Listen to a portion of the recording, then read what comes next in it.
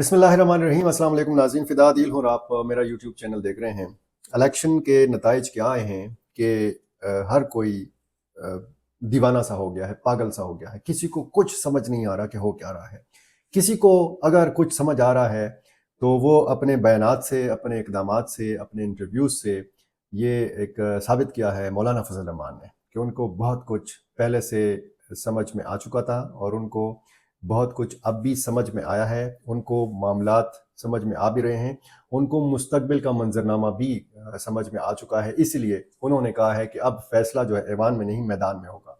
अब उन्होंने अपोजिशन में बैठने का फैसला किया है और वो मौलाना फ़ज़ल रहमान कि जिसके हवाले से कहा जाता था कि जी उनका इक़्तिदार के बग़ैर गुजारा नहीं होता, वो हर हुकूमत में नगीने की तरह फ़िट हो जाते हैं। उन्होंने एक बड़ा ऐलान किया है कि वो हुकूमत में शामिल नहीं हो रहे। कुछ लोगों ने कहा कि मौलाना अपनी कीमत बढ़ाना चाहते हैं। मौलाना ने अपनी कीमत बढ़ाई है।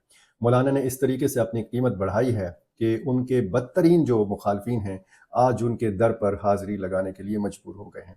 आज इस्लामाबाद की फ़ज़ाओं ने देखा कि और मीडिया ने देखा, सिर्फ इस्लामाबाद की फ़ज़ाओं ने नहीं देखा कि जहाँ पर तहरीक इंसाफ की गाड़ी को धक्का लगाने की ज़रूरत पड़ी, जब उनके पास CNG और पेट्रोल और डीज़ल सारा कुछ ख़त्म हो गया तो उन्होंने सोचा कि क्यों ना मौलाना फ़ज़ल रहमान से मदद तलब की जाए। गई एक वफ़द गया मौलाना फ़ज़ल रहमान के दर पर और उन्होंने वहाँ पर क्या बातचीत की, इस हवाले से भी आज की वीडियो में मैं आपको बताऊंगा। लेकिन सबसे पहले मैं उस धमाका खेज़ इंटरव्यू के हवाले से थोड़ा आपको बताऊं कि जिसमें मौलाना फ़ज़ल रहमान ने बहुत बड़े बड़े इंकशाफात किए हैं। और पहली दफ़ा हमें पता चला है कि वो जो एक तहरीक अदम एतमाद थी इमरान खान के ख़िलाफ़, वो सिर्फ PDM की तहरीक अदम एतमाद नहीं थी, वो सिर्फ मुस्लिम लीग नून की नहीं थी, वो सिर्फ पीपल्स पार्टी की नहीं थी, वो सिर्फ जमीयत उलमा इस्लाम की नहीं थी। उसके पीछे जनरल बाजवा थे, उसके पीछे जनरल फैज़ हमीद थे और ये कहा मौलाना फ़ज़ल रहमान ने। और उन्होंने कहा, साफ तौर पर कहा, साफ साफ अल्फाज में कहा कि PTI हुकूमत के ख़िलाफ़ तहरीक अदम एतमाद जनरल बाजवा और जनरल फैज़ के कहने पर लाई गई। इसकी तफसील मैं आपको मज़ीद भी बताया देता हूँ, क्योंकि अगर आपने वो इंटरव्यू नहीं देखा, नहीं सुना, तो कम अज़ कम इस वीडियो में आपको चीदा चीदा जो इस इंटरव्यू के नुकात हैं वो मैं आपके सामने रख सकूँ। ये है समा TV चैनल, इसके एंकर हैं सीनियर सहाफ़ी नदीम मलिक। नदीम मलिक साहब से मौलाना फ़ज़ल रहमान ने गुफ्तगू की इंटरव्यू में, और उन्होंने कहा कि हालिया इंतखाबात में जो कुछ हुआ है वो किसी से पोशीदा नहीं है, लेकिन इंतखाबी चोरी ऐसा अमल है जिसका गवाह या शवाहद पेश करना दुश्वार होता है। पूरा इलेक्शन चोरी हुआ है, ना कहने वाली कहानियां हैं कि इन इंतखाबात में क्या हुआ। उन्होंने कहा कि इंतखाबात में धांधली के खिलाफ हम सड़कों पर एहतजाज करेंगे। अब ये एक इम्कान पैदा हो गया है कि क्या तमाम जो अपोजिशन की जमातें होंगी जो इस इलेक्शन में धांधली का इल्ज़ाम लगा रही हैं, क्या वो मुश्तरका तौर पर लॉन्ग मार्च कर सकती हैं। इसकी तरफ हालात जो हैं ये बड़ा तेज़ी के साथ जाते हुए महसूस होते हैं।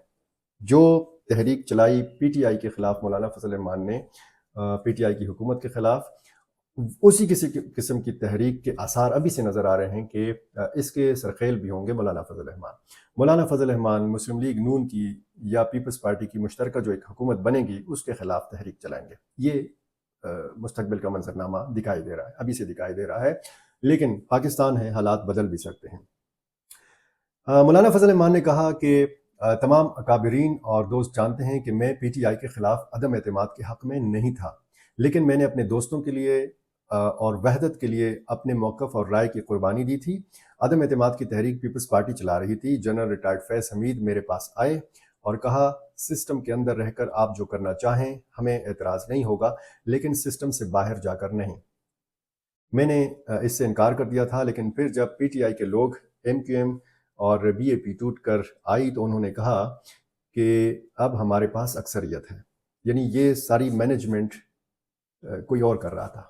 ये लोगों का तोड़ना, लोगों को एक तरफ हाँकना, ये सब कुछ कोई और कर रहा था। और फ्रंट पे हमें PDM नज़र आ रही थी, फ्रंट पे हमें मुस्लिम लीग नून नज़र आ रही थी, पीपल्स पार्टी नज़र आ रही थी, मौलाना फ़ज़ल रहमान नज़र आ रहे थे। पसे पर्दा ये लोग थे और जिनका बाकायदा नाम लिया मौलाना फ़ज़ल रहमान ने। और मौलाना फ़ज़ल रहमान ने कहा कि अगर उस वक्त मैं अदम एतमाद से इनकार करता तो कहा जाता कि मौलाना ने इमरान खान को बचा लिया। عدم اعتماد سے متعلق جنرل فیض اور جنرل ریٹائرڈ قمر جاوید باجوہ ہمارے ساتھ رابطے میں تھے اور ان کی موجودگی میں سب کو بلایا گیا اور سب کے سامنے کہا گیا کہ آپ نے ایسا کرنا ہے اور اس طرح کرنا ہے.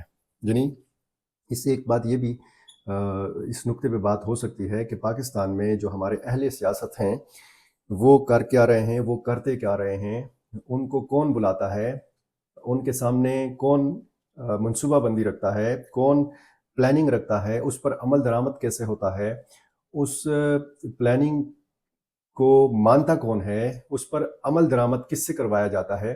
یہ ساری چیزیں جو ہیں یہ اس الیکشن کے بارے میں کہا گیا تھا کہ بہت ساری چیزیں ایکسپوز ہوں گی اور بہت ساری چیزیں ایکسپوز ہو رہی ہیں. کس طریقے سے اس چیز کو ہم ملی بھگت بھی کہہ سکتے ہیں. یعنی اگر آج اسٹیبلشمنٹ کے خلاف کوئی سیاسی جماعت بات کر رہی ہے تو ماضی میں یہی سیاسی جماعتیں اسٹیبلشمنٹ کے مہرے کے طور پر بھی استعمال ہوتی رہی ہیں.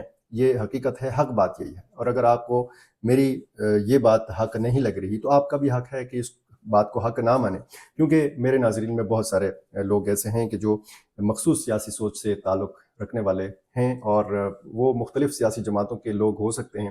لیکن جو صورتحال اس وقت ہمیں اس انٹرویو کے بعد نظر آ رہی ہے وہ بہت چشم کشا ہے. یہ انکشافات جو ہیں یہ بہت چشم کشا ہیں اور یہ انکشافات مولانا فضل الرحمان کے جو ہیں ان سے بہت کچھ سیکھنے کی بھی ضرورت ہے. اگر ہم نے ماضی سے سبق سیکھنا ہے، اگر ہم نے پاکستان کو آگے لے کے جانا ہے تو پھر ہمیں اس قسم کا جو ایک ہانکے جانے کا جو ایک عمل ہے اس کو روکنا ہوگا. بھائی ایک جگہ پہ سب کو بلایا گیا، سب کے سامنے ایک پلاننگ رکھی گئی، سب کو بتایا گیا کہ جناب فلاں فلاں فلاں سیاسی جماعت ٹوٹ گئی ہے، اس کے لوگ ٹوٹ گئے ہیں، اب ہمارے پاس اکثریت ہے تو چھڑ دوڑیں. تو یہ سلسلہ جو ہے اب یہ سلسلہ رک جانا چاہیے.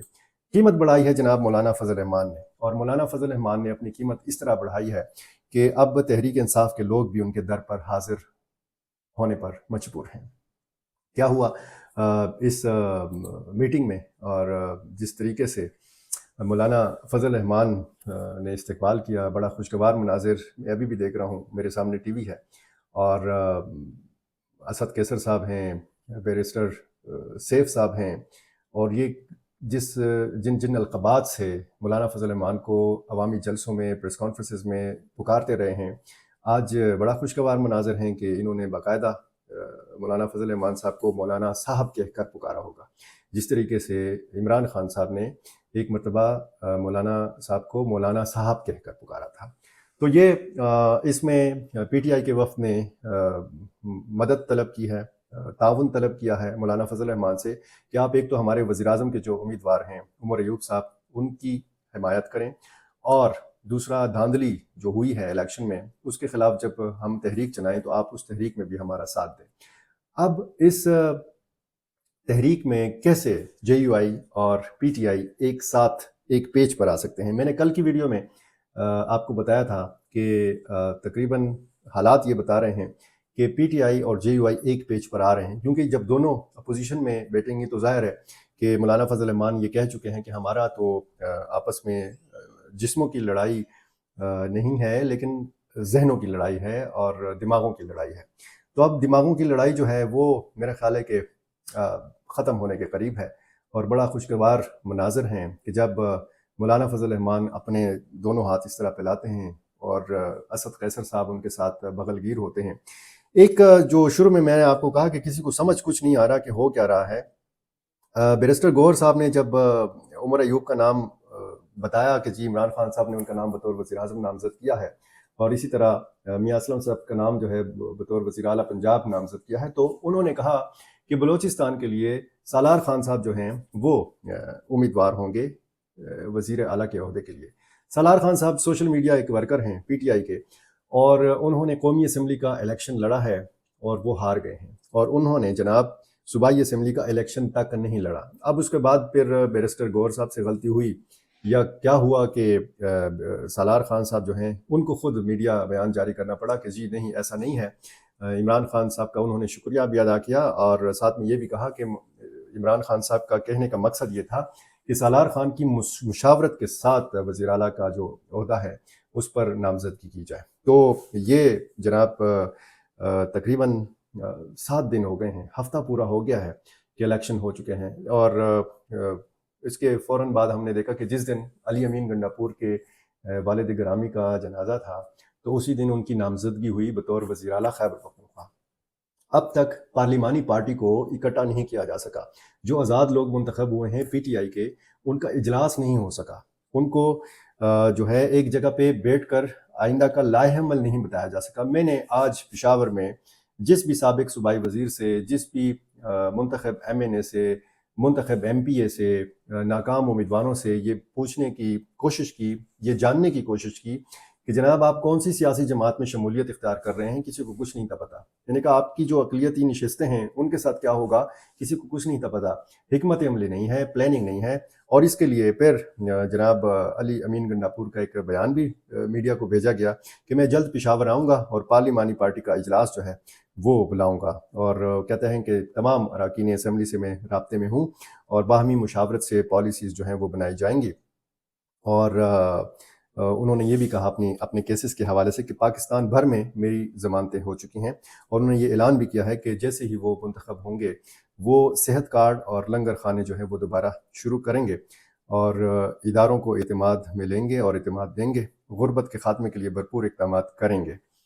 اور پھر تازہ ترین اطلاع یہ ہے کہ یہ پارلیمانی پارٹی کا اجلاس جو ہے یہ اتوار کو پشاور میں ہو رہا ہے۔ پشاور میں جب یہ اجلاس ہوگا تو اس میں پتہ چلے گا کہ کون اس میں شریک ہو رہا ہے، کون اس میں شریک نہیں ہو رہا، کیونکہ میں نے آپ کو الیکشنز کے بعد اور علی امین گنڈاپور کی نامزدگی کے بعد بتایا تھا کہ علی امین کے نام کے اوپر ناپسندیدگی ہے، پارٹی کے اندر تحفظات ہیں، پارٹی کے کچھ لوگ نہیں چاہتے کہ علی امین گنڈاپور صاحب جو ہیں ان کو وزیر اعلیٰ بنایا جائے، پارٹی کے کچھ لوگ کسی اور کو وزیر اعلیٰ دیکھنا چاہتے تھے، کچھ نام میں نے آپ کو بتائے تھے، وہ پچھلی ویڈیوز میں آپ دیکھ بھی سکتے ہیں۔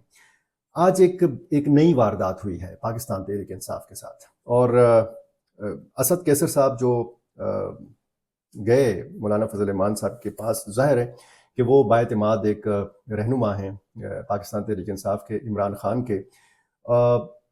اسد کیسر صاحب نے اپنے بھائی عاقب اللہ کو نامزد کروایا ہے عمران خان کے ذریعے بطور سپیکر خیبر پختونخوا اسمبلی۔ اب سپیکر ہیں مشتاق احمد غنی، اور مشتاق احمد غنی جو ہیں یہ خود منتخب ہو کر آئے ہیں دوبارہ صوبائی اسمبلی کے ممبر، اور ذرائع نے یہ کہا ہے کہ جب علی امین گنڈاپور کو نامزد کیا گیا تو جو امیدوار تھے وزارت اعلیٰ کے عہدے کے لیے مشتاق احمد غنی، وہ پھر تھوڑا سا اس فیصلے پہ ناراض بھی تھے، لیکن پھر انہوں نے کہا کہ چلیں عمران خان کا فیصلہ ہے تو میں بھی مان لیتا ہوں۔ مشتاق احمد غنی یہ چاہتے تھے کہ وہ اس عہدے پر برقرار رہیں، وہ سپیکر ہی رہیں۔ اب مشتاق احمد غنی کو کہاں پہ کھپایا جائے گا؟ وہ اس کیلیبر کے رہنما ہیں پاکستان تحریک انصاف کے کہ کیا آپ ان کو پھر کابینہ میں وزیر بنائیں گے؟ کیا کوئی اور عہدہ جو ہے ان کے لیے آپ نے سوچا ہوا ہے؟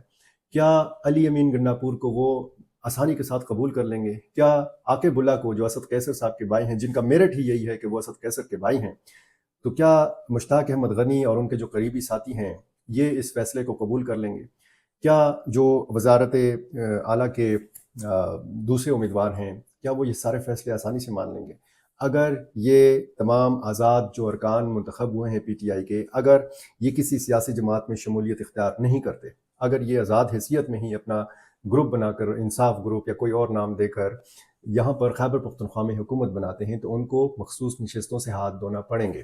یہ مخصوص نشستیں پھر کہاں جائیں گی؟ کیونکہ ایوان 145 ارکان کا ہے، ایوان کو ادھورا، نامکمل نہیں چھوڑا جا سکتا۔ آئین اور قانون یہ کہتا ہے کہ ایوان کو آپ ادھورا نہیں چھوڑ سکتے۔ تو جو باقی جتنے جیسے جے یو آئی کے پاس 7 نشستیں ہیں، مسلم یونین کے پاس 5 ہیں، اسی طرح پیپلز پارٹی کے پاس 4، پی ٹی آئی کے پاس جو ہیں پرویز خٹک صاحب کی جماعت ان کے پاس 2، تو کیا یہ جو مخصوص نشستیں ہیں یہ باقی سیاسی جماعتوں میں تقسیم ہوں گی؟ کیا یہ ممکن ہے کہ اگر مثال کے طور پر عوامی نیشنل پارٹی کا ایک ایم پی اے ہے تو اس کو خواتین کی مخصوص نشستیں 2، 3 یا 4 دے دی جائیں؟ یہ ایک عجیب قسم کا تماشا ہوگا، اور ابھی تک کسی کو کچھ نہیں سمجھ آ رہا کہ ہو کیا رہا ہے، ہونے کیا جا رہا ہے، مستقبل میں کیا ہوگا، یہاں پہ کس قسم کی حکومت قائم ہوگی، اور یہ حکومت کہاں سے چلائی جائے گی؟ کیونکہ یہ کم از کم ایسی حکومت بن رہی ہے کہ یہ ڈیر اسماعیل خان سے نہیں چلائی جائے گی، یہ پشاور سے نہیں چلائی جائے گی، یہ کہیں اور سے چلائی جائے گی۔ اور مرکز میں کیا ہوگا؟ مولانا فضل الرحمان کیا کریں گے؟ مولانا فضل الرحمان اور پی ٹی آئی مل کر کیا کریں گے. یہ اگر مل کر کچھ کریں گے تو یہ بذات خود ایک انوکھی سی چیز ہوگی. اور میں آخر میں پھر آپ کو ایک بات بتاؤں کہ مولانا نے اپنی قیمت بڑھائی ہے، اور حکومت سازی، مرکز میں حکومت سازی، ملاقاتیں، جوڑ توڑ، یہ ساری چیزیں ہو رہی ہیں. سب سے زیادہ نشستیں پاکستان تحریک انصاف کے آزاد لوگوں کو ملی ہیں، دوسرے نمبر پر ملی ہیں مسلم لیگ نون کو، تیسرے نمبر پر ملی ہیں پیپلز پارٹی کو. لیکن آج سارا دن بلکہ کل سے میڈیا پر چھائے ہوئے ہیں مولانا فضل الرحمان. مولانا فضل الرحمان نے اپنی قیمت بڑھائی ہے. بہت شکریہ.